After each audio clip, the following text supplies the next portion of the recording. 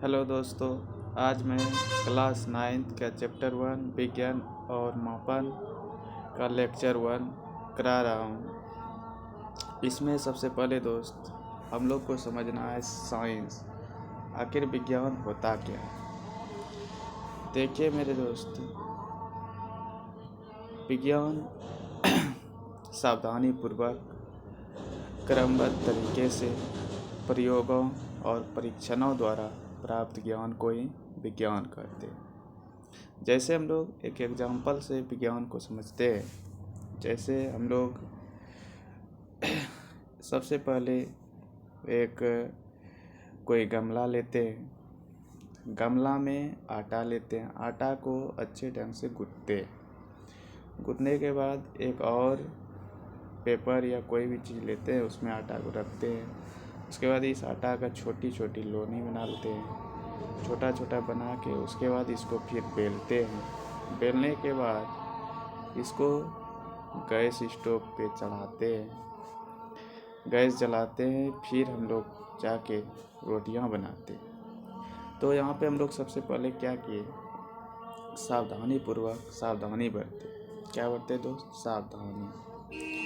सावधानी बरते।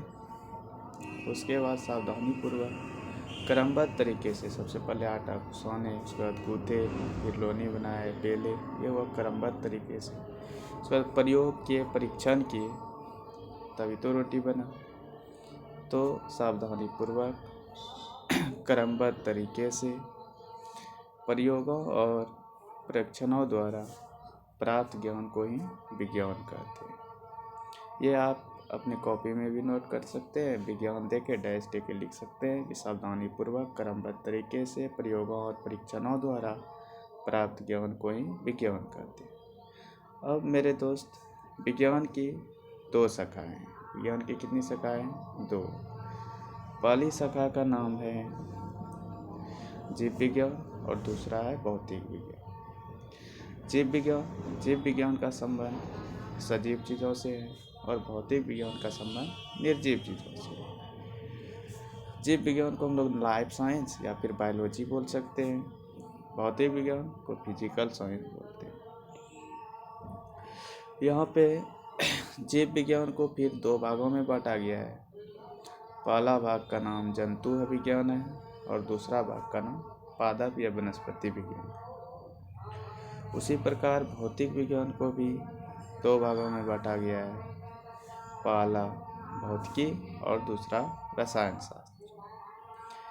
ये तो आपके बुक्स में इतनी चर्चा है, साथ ही साथ आपको इन बातों को ध्यान में रखना है कि ये जो विज्ञान है, अगर छुच्छे विज्ञान पूछे तो विज्ञान का जो पिता है वो गैलीलियो को माना जाता है। किसको माना जाता है? गैलीलियो को। ठीक है, विज्ञान का जनक किसको मानते हैं? गैलीलियो को। ठीक है। अगर हम लोग बात करें जंतु विज्ञान और जीव विज्ञान, इन दोनों का पिता अरस्तु को माना जाता है। किसको माना जाता है? अरस्तु को। उसी तरह पादप विज्ञान का जनक थियोफ्रेस्टस। किसको? थियोफ्रेस्टस को पादप या वनस्पति विज्ञान का जनक माना जाता है। ये जो भौतिकी है मेरे दोस्त, ये भौतिकी के पिता न्यूटन को माना जाता है। उसी प्रकार रसायन विज्ञान का पिता रदरफोर्ड या फिर लेबोजियर को। किसको मानते हैं? रदरफोर्ड या लेबोजियर को मानते हैं रसायन शास्त्र के पिता, लेबोजियर या फिर रदरफोर्ड। तो यहाँ पे सबसे पहले हम लोग विज्ञान को समझे कि सावधानी पूर्वक क्रमबद्ध तरीके से प्रयोगों और परीक्षणों द्वारा प्राप्त ज्ञान को विज्ञान कहते हैं। विज्ञान को दो भाग में बांटा है, जीव विज्ञान, भौतिक विज्ञान। जीव विज्ञान की दो शाखाएं हैं, जंतु विज्ञान, पादप या वनस्पति विज्ञान। उसी तरह से भौतिकी के दो शाखाएं, भौतिकी और रसायन शास्त्र। भौतिकी के पिता न्यूटन को मानते हैं, रसायन शास्त्र के पिता रदरफोर्ड या फिर गैलीलियो को माना जाता है। उसी तरह जंतु और जीव विज्ञान का पिता अरस्तु को माना जाता है। पादप या वनस्पति विज्ञान के जनक थीरोप्रेस्टस को मानते हैं।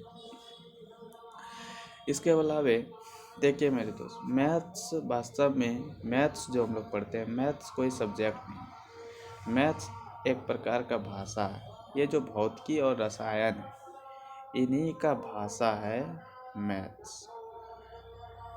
क्या है? मैथ्स।